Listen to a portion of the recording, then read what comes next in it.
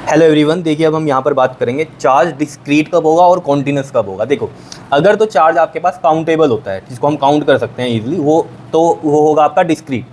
और जिसको आप काउंट नहीं कर सकते, चार्ज को ज़्यादा चार्ज है, तो उसको हम क्या बोलते हैं, कॉन्टिन्यूस। क्लियर, चार्ज क्या है वहाँ, कॉन्टिन्यूस है। देखो इसको ना एग्जाम्पल से समझते हैं। देखो, जैसे मान लो आपके पास एक चार्ज दिया हुआ है 6.4 इंटू में 10⁻⁻17 कूलम, ठीक है। और एक तो चार्ज दिया हुआ है आपके पास 6.4 इंटू में 10⁻⁻6 कूलम, ये है। अब मान लो नंबर ऑफ़ इलेक्ट्रॉन्स जहाँ पर काउंटेबल होंगे तो वहाँ पर तो चार्ज क्या होगा, डिस्क्रीट होगा। और जहाँ नंबर ऑफ़ इलेक्ट्रॉन्स काउंटेबल नहीं होंगे तो वो क्या होगा, कॉन्टिन्यूस में होगा। ठीक है, चलो देखते हैं यहाँ पर। देखो हमें पता है n इक्वल टू में क्या होता है हमारे पास, Q/E होता है। Q इक्वल टू क्योंकि क्या होता है हमारे पास, NE होता है, याद होगा आपको क्वांटाइजेशन ऑफ चार्ज के फॉर्मूले से। तो n हमारे पास Q/E आया। चार्ज कितना है हमारे पास, 6.4 इंटू में 10⁻⁻17। और E पर कितना हमारे पास, मतलब 1 इलेक्ट्रॉन का चार्ज कितना होता है, 1.6 इंटू में 10⁻⁻19, यही होता है। इसको सोल्व करेंगे, पॉइंट से पॉइंट कटेगा, 16 4 का 64 होगा, तो 4 इंटू में 10 की पावर, देखो ये -19 ऊपर जाके प्लस का 19 बनेगा, -17 प्लस 19 क्या होगा आपके पास, प्लस का 2, तो 10 की पावर 2 हो गया, यानी कि 4 इंटू 100, तो 400 आया।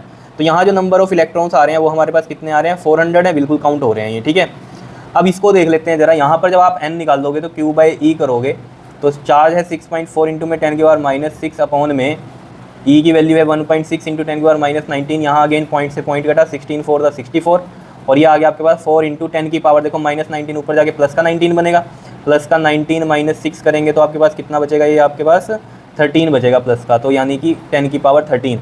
अब यहाँ देख लो नंबर ऑफ इलेक्ट्रॉन्स कितने हैं, 4 के आगे 13 जीरो हैं, इसका मतलब यही हुआ।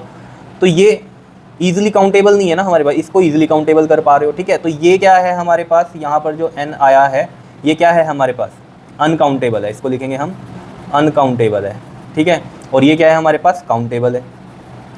क्लियर है इतनी बात, काउंटेबल अनकाउंटेबल की कहानी पता चल गई। तो काउंटेबल अगर है हमारे पास तो ये कैसा होगा, डिस्क्रीट होगा चार्ज। ठीक है, और यहाँ पर ये कैसा होगा हमारे पास, कॉन्टिन्यूस होगा चार्ज। अगर अनकाउंटेबल है, ठीक है, कॉन्टिन्यूस होगा चार्ज। क्लियर है इतनी बात या नहीं, बताओ। तो हमें जो डिस्क्रीट में है हमें ये पता होना चाहिए, डिस्क्रीट अगर है चार्ज तो हमें पता है यहाँ पर जो वैल्यूज़ जो पॉसिबल होंगी चार्ज की वो क्या होंगी, इंटीग्रल मल्टीपल होंगी क्वांटा ऑफ चार्ज के। ठीक है, only integral multiple of quanta of charge is possible. Clear, ये होंगी डिस्क्रीट में Q इक्वल टू NE से। ठीक है, ये वाले क्या होंगे, इसमें सारी वैल्यू पॉसिबल होंगी, all values are possible. Clear, charge की यहाँ सभी वैल्यूज पॉसिबल है, यहाँ सिर्फ कौन सी होंगी, जो कि हमारी इंटीग्रल मल्टीपल होंगी किसके, क्वांटा ऑफ चार्ज के। क्लियर, यानी कि इसका मतलब ये है कि 1E एंड 2E के बीच की वैल्यू पॉसिबल नहीं होगी, यहाँ बीच की वैल्यू नहीं पॉसिबल होगी, नॉट पॉसिबल। क्लियर है इतनी बात या नहीं, बताओ, ये चीज़ समझ में आ रही है आपको। और यहाँ सारी वैल्यूज़ ही पॉसिबल हैं, ये चीज़ भी हमें पता चल रही है। हमें इसको ऐसे समझो, देखो जैसे एक एग्जांपल लो, जैसे ये पेन की टिप है, इस पेन की टिप पे जो चार्ज है वो 6.4 इंटू 10⁻⁻17 है। इसका मतलब यहाँ पर जो इलेक्ट्रॉन्स हैं वो हम मान सकते हैं कि कितने रिक्वायर्ड हैं, 400 रिक्वायर्ड हैं, ऐसे मान लो। समझ रहे हो इतनी बात। ठीक है, हम यहाँ नॉर्मली आप इसको माइनस भी समझ सकते हो, 4 को ऐसा समझ लो, माइनस वाले में आते हैं। तो मान लो यहाँ पर 400 इलेक्ट्रॉन्स हैं। ठीक है, तो 400 जो है यहाँ पर इलेक्ट्रॉन्स। क्लियर, तो जब हमने इसको देखा माइक्रोस्कोप वगैरह से तो उसमें हमें थोड़ा स्पेस नज़र आया। ठीक है, अब आप कहोगे यहाँ इसकी टिप पे थोड़ी आ जाएंगे 400 आ जाएंगे यार, वो छोटी छोटी चीज़ें होती हैं। तो ठीक है, और एक पे चार्ज है इतना, एक पेन की टिप पे इतना चार्ज है, और उस पर मतलब 4 के आगे कितनी 13 जीरो जितने इलेक्ट्रॉन्स हैं इधर, ऐसे समझ लो। तो इसका मतलब क्या हुआ कि यहाँ पर स्पेस तो उतना ही है इसके अंदर भी।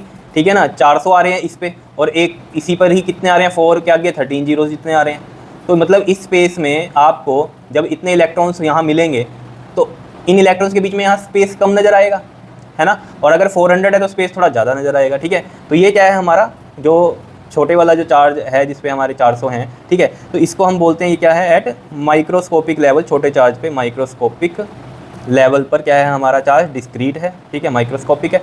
और इस वाले में अगर हमने देखा तो यहाँ पर ऑब्वियस सी बात है, ये क्या है, मैक्रोस्कोपिक लेवल पे क्या है, कॉन्टिन्यूस है। मैक्रोस्कोपिक लेवल पर क्या है, कॉन्टिन्यूस है चार्ज। ठीक है, तो ये होता है एट माइक्रोस्कोपिक और ये होता है एट मैक्रोस्कोपिक। क्लियर है इतनी बात या नहीं, बताओ। अलग अलग इसको लिख दो, एट। ठीक है जी, ये मैक्रोस्कोपिक लेवल पे कॉन्टिन्यूस होगा और माइक्रोस्कोपिक पे क्या होगा आपका, डिस्क्रीट होगा। तो छोटा चार्ज होगा तो यानी कि माइक्रोस्कोपिक है, बड़ा चार्ज है तो वो कैसा है, मैक्रोस्कोपिक है। क्या इतनी बात क्लियर है, समझ में आ रही है बात?